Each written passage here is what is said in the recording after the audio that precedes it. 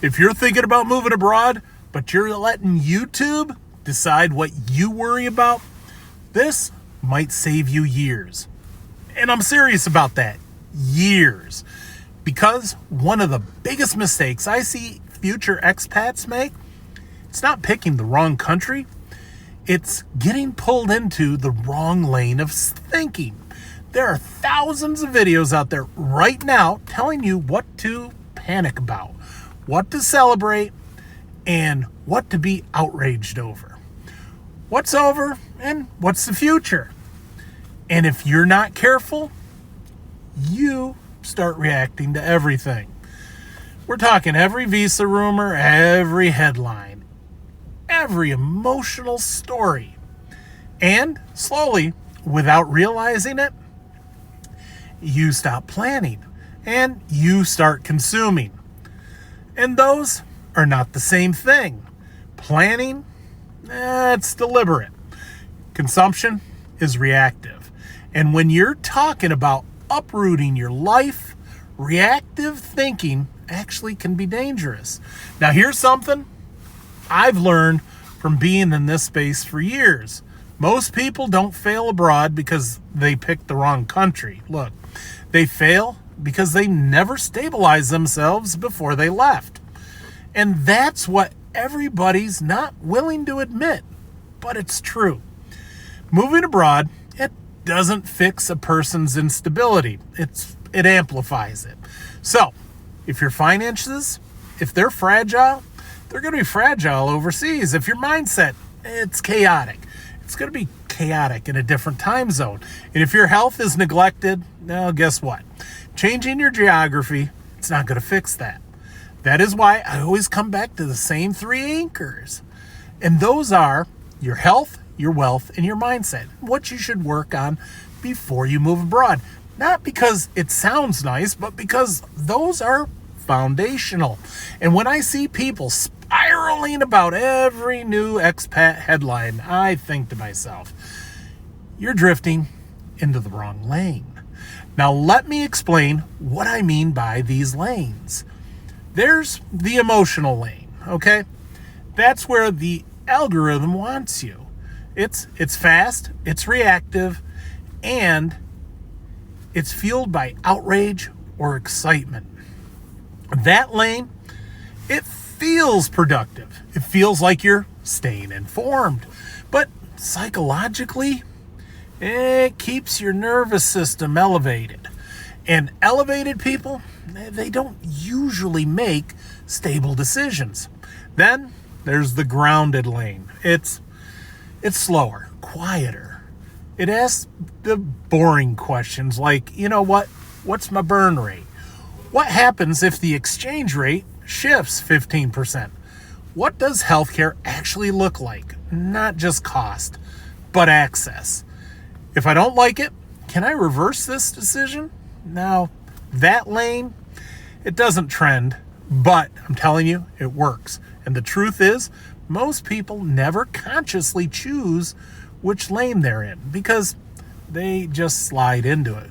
Because the emotional lane, look, it's a lot easier. It gives you certainty without that responsibility. You can point to a headline and say, see, that's why this is bad, because they're reporting all these robberies abroad. Or, see, that's why this place is amazing. But certainty based on the headlines, it isn't stability, it's stimulation. And the stimulation, it feels productive. But it's not planning. Planning, like, it's boring. Planning are the spreadsheets you use. The planning's the running scenarios that you hope will never happen. Planning is saying, if this goes wrong, what's my move? That's maturity. And when you're over 50, or even approaching that, maturity, it matters more than excitement. Now, I'm not against enthusiasm, and I'm not against the opportunity, but I am against this fantasy thinking. Because fantasy thinking sets people up for regret and not the reality. And regret at 25, that's one thing. But regret at 60, that's different. That's why staying in the right lane, it matters. Because your right lane, there's only trade-offs, and that is the reality. Because there's no perfect country, there's no zero risk visa, there's no healthcare system that removes any uncertainty, and there's no currency that never fluctuates. There are only trade-offs. And when you accept that, your mindset shifts. Instead of asking things like, is this perfect? You're going to be asking yourself, look, is this aligned with me? Is this more aligned with my financial reality? Is it more aligned with my stress tolerance?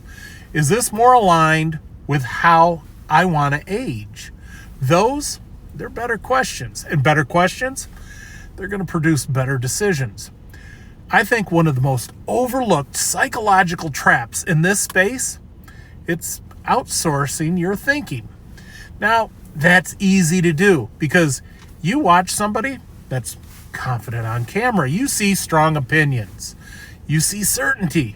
And that certainty, it feels safe. But certainty without context, it can mislead you because their life, it's not yours.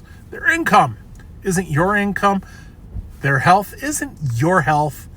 And their family situation, it's not your family situation. That's why you got to come back to this idea that you need a plan A, you need a plan B. And if you're serious, and you should be serious, you need a plan C. Not because you expect disaster, but because reversibility, it equals freedom. And when a move is reversible, it becomes strategic for you.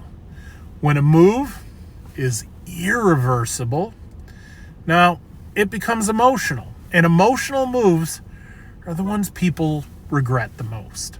Now, I've said this before, and I'm going to keep saying it. The goal isn't to move abroad.